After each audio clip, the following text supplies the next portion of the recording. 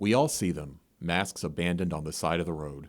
It's a reminder of how far-reaching the COVID-19 response has been over 2 years, and how far we've come in fighting it off. It wasn't too long ago you couldn't go out to eat, everyone stayed in their homes, and family members didn't see each other for months.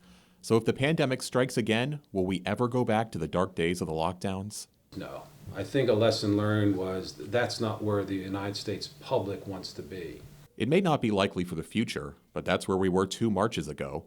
Schools had already been closed on March 13th, before Governor Justice declared a state of emergency on the 16th.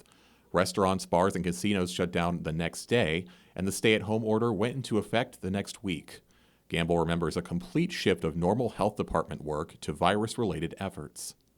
And that could be everything from environmental programs, we had to modify those, to our clinical schedules.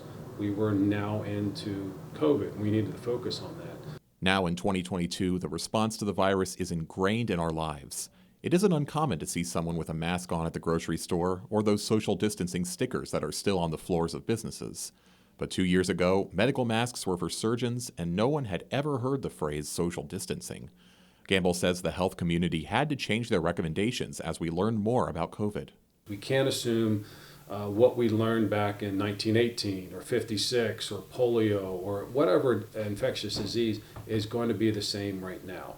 He adds that just because the guidance changed doesn't mean that anyone was intentionally hiding data. The health departments worked with the information that was available, even if hindsight shows us the lockdowns could have been handled differently.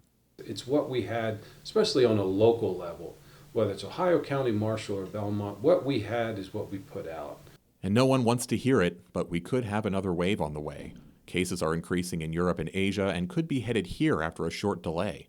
Health departments still say vaccines and boosters are the way to keep yet another wave from spiking too high. So as tempting as it is to say we're all finished with this years-long drag on our lives, don't throw away your mask just yet. We're not done with the pandemic. The pandemic's not done with us.